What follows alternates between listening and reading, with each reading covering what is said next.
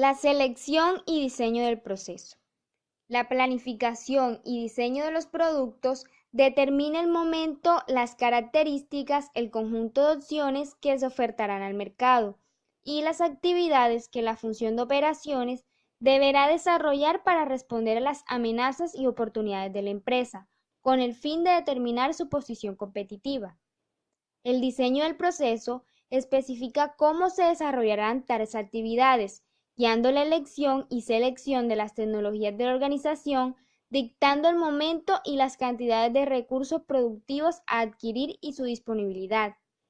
El vínculo entre planificación de diseño de productos y del proceso forma una parte esencial de la implementación de la estrategia de operaciones. Con el diseño del proceso productivo se inicia evaluando las diferentes formas de organización y al final se elige la mejor estrategia para obtener los outputs deseados.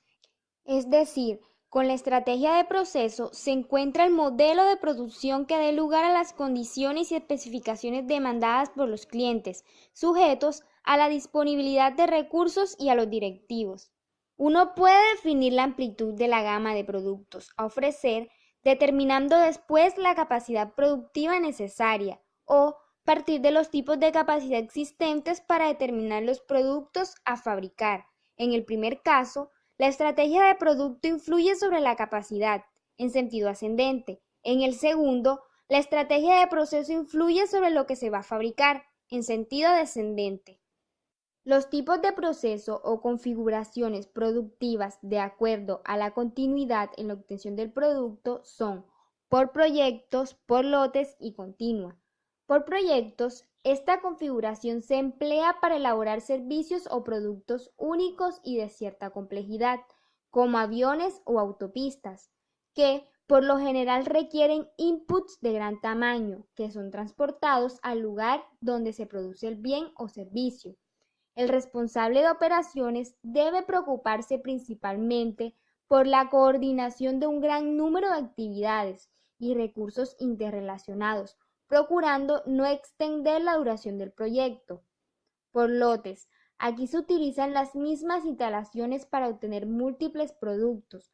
Cuando se produce la cantidad deseada de uno, se ajusta el sistema para producir el siguiente. Esta configuración puede subdividirse en otras, dependiendo del tamaño del lote, la variedad y la homogeneidad del producto. Entre esas tenemos el Job Shop. Se producen lotes más o menos pequeños con una gran variedad de productos de poca o nula estandarización, es decir, muy personalizados. El equipo de trabajo se organiza en talleres o centros de trabajo a partir de la función que desarrollan. Los costos variables son en general relativamente altos, debido a la baja o muy baja automatización, pero el costo fijo suele ser bajo. En este tipo de configuración cobra mucha importancia el trabajo de programación de utilización de equipos, y los cuellos de botella deben reducirse al mínimo, controlando las colas de espera y ejerciendo un control a muy corto plazo. De entre este tipo de configuraciones podemos distinguir dos situaciones.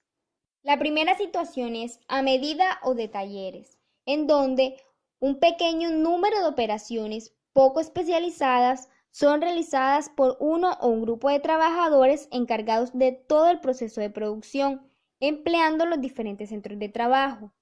El lote suele ser de pocas unidades de un producto, con una variedad prácticamente infinita, por la gran personalización que tiene.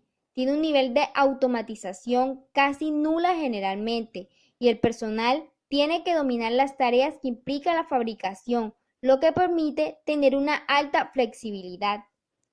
Otra de las situaciones que puede presentarse es el batch. Aquí el proceso requiere más operaciones y más especializadas, por lo que un solo hombre difícilmente podría dominarlas con una eficiencia aceptable. Los centros de trabajo han de contener maquinaria algo más sofisticada, aunque la automatización sigue siendo baja y se mantiene una buena flexibilidad. El operario domina el funcionamiento de uno o varios centros de trabajo. El producto suele tener bastantes versiones que ha de elegir el cliente, por lo que ya no es a medida, dándose un cierto grado de estandarización y los lotes suelen ser mayores que en la configuración a medida. La siguiente configuración por lotes es la configuración en línea. Aquí se fabrican grandes lotes de pocos productos diferentes y técnicamente homogéneos, haciendo uso de las mismas instalaciones. La maquinaria es mucho más especializada y hay mayor automatización. Las operaciones de los equipos son similares pero no iguales. La especialización del trabajador también es mayor, o sea que tiene menores costos variables, aunque se pierde flexibilidad y los costos fijos y de preparación son mayores que en las anteriores. El volumen o tamaño de la producción permite que se puedan coordinar y controlar las actividades promocionales, las campañas publicitarias y las respectivas actividades de marketing. A eso también se le añade el poder de conseguir descuentos al comprar grandes cantidades de materia prima siempre y cuando el nivel de la demanda y las características del producto lo permitan. Una de las posibles opciones para llegar a una buena configuración en línea partiendo de un lugar de producción, fábrica o planta es la fabricación modular, la cual consiste en la producción de ciertas piezas o accesorios que pueden ser usados como componentes de otros bienes y servicios, con el fin de que se puedan combinar de todas las maneras posibles y así ofrecer grandes variedades de estos. Se sabe que todas no serán las más deseadas por los clientes, pero así se tienen más posibilidades de ofrecerles productos que les interesen. Las piezas similares son buenas para procesos en línea. Para que estos sean eficientes, se pueden usar estas piezas para los diferentes componentes de un bien, aunque estos difieran entre sí. Estas generan menores costos de transición y de repuestos al momento de ser cambiadas por piezas de forma similar. Con la producción continua se busca la eliminación de los tiempos de ocio y de espera, la mejora del flujo de materiales y trabajos, la especialización de conocimientos y destrezas de sus operarios y una rápida realización de sus trabajos. En esta, las tareas pasan a la siguiente etapa sin esperar a la tarea que se está ejecutando antes. Los requisitos para un funcionamiento adecuado de los procesos continuos son los siguientes. Las demandas deben ser constantes o uniformes en lo más posible, para evitar hacer producciones en exceso y evitar posibles problemas de almacenamiento y financieros, o se haga poca cantidad de productos cuando éstas aumenten de repente, siendo imposible solventar toda la demanda del mercado. Las variaciones de la demanda en el mercado provocan cambios en la organización de la producción, lo cual trae consigo desaprovecho de la capacidad productiva. Se hacen cambios en las instalaciones si es necesario, lo cual genera más gasto dentro de estos procesos. El producto, servicio o trabajo ha de estar estandarizado. La configuración continua es inflexible, es decir, que no permite modificaciones en la gama de productos. Los materiales deben ajustarse a las especificaciones y deben ser entregados a tiempo. Debido a la falta de flexibilidad, no se admite variabilidad en los materiales. Todas las operaciones deben ejecutarse siempre del mismo modo y en el mismo tiempo. La ejecución de tareas debe ajustarse a las especificaciones y estándares de calidad.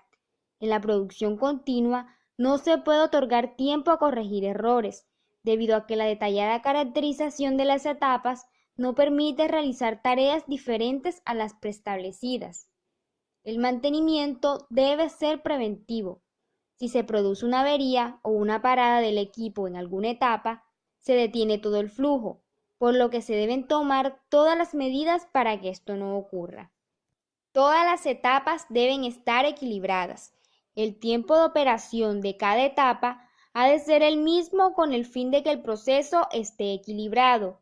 Para esto es necesaria una estricta planificación y gestionar las llegadas de los materiales en las fechas, calidades y cantidades correctas.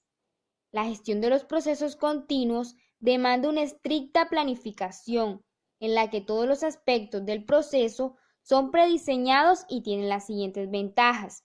Puede reducirse el contenido de mano de obra directa. Si la tarea y el producto se diseñan bien desde el principio, la reproducción y la precisión serán altas. Cualquier debilidad se pone rápidamente en evidencia. Las necesidades de materiales pueden ser calculadas con mayor precisión. La inexistencia de tiempo ocioso entre operaciones lleva el inventario de productos en proceso a valores mínimos. Se reduce la necesidad de transporte de materiales y herramientas. El propio sistema ejerce autocontrol. En el siguiente recuadro podemos comparar más fácil los tipos de configuraciones que vimos. Podemos observar que si lo recorremos de arriba hacia abajo, las primeras características se hacen mayores en ese sentido, mientras que las dos últimas se hacen menores. Esto nos dice que generalmente estandarización y flexibilidad suelen ser características que se comportan de manera inversa.